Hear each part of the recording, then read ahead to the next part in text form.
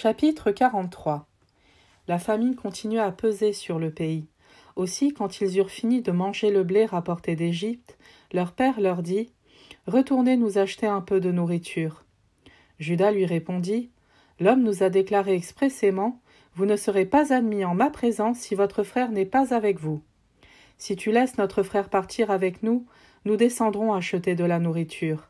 Mais si tu ne le laisses pas partir, nous ne descendrons pas, puisque l'homme nous a dit « Vous ne serez pas admis en ma présence si votre frère n'est pas avec vous. » Israël dit alors « Pourquoi m'avoir fait du mal en apprenant à l'homme que vous aviez encore un frère ?»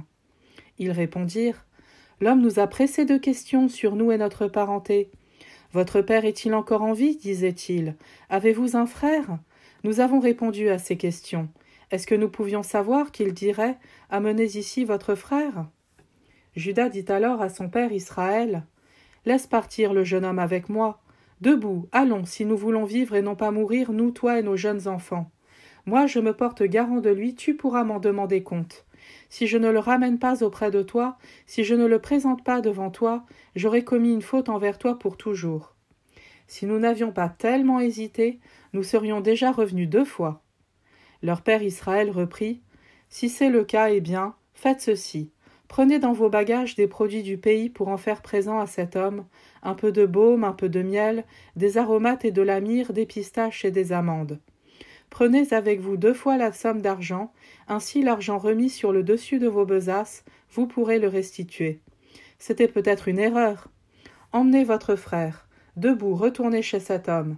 Que le Dieu puissant vous donne de susciter la compassion de cet homme, que celui-ci vous laisse ramener votre autre frère et aussi Benjamin. Pour moi, si je dois être privé d'enfants, que j'en sois privé. » Les hommes prirent avec eux le présent et la double somme d'argent. Ils emmenèrent aussi Benjamin.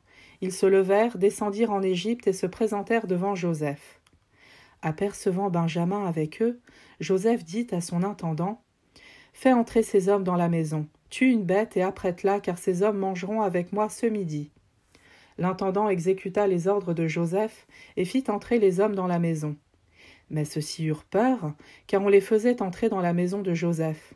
Ils se disaient « C'est à cause de l'argent remis dans nos besaces la fois passée, c'est pour cela qu'on nous amène ici. Ils vont se ruer sur nous, tomber sur nous, nous garder comme esclaves avec nos ânes. » Ils s'approchèrent de l'intendant de Joseph et lui parlèrent à l'entrée de la maison en disant « Pardon, mon Seigneur, nous sommes déjà descendus une première fois pour acheter de la nourriture. Or, quand nous sommes arrivés à l'étape et avons ouvert nos besaces, chacun a retrouvé son argent sur le dessus de sa besace. La somme exacte, nous la rapportons avec nous. Et nous sommes descendus avec une autre somme d'argent pour acheter de la nourriture. Nous ne savons pas qui avait remis notre argent dans nos besaces. » L'intendant répondit « Soyez en paix, n'ayez pas peur. C'est votre Dieu, le Dieu de votre père, qui a caché un trésor dans vos besaces. Votre argent m'était bien parvenu. » Et il leur relâcha Siméon. L'homme les fit entrer dans la maison de Joseph. Il leur apporta de l'eau et ils se lavèrent les pieds, puis il donna du fourrage à leurs ânes. Ils préparèrent le présent en attendant l'arrivée de Joseph pour midi, car ils avaient appris qu'il prendrait là leur repas. Joseph entra dans la maison, et ils lui offrirent le présent qu'il tenait entre les mains.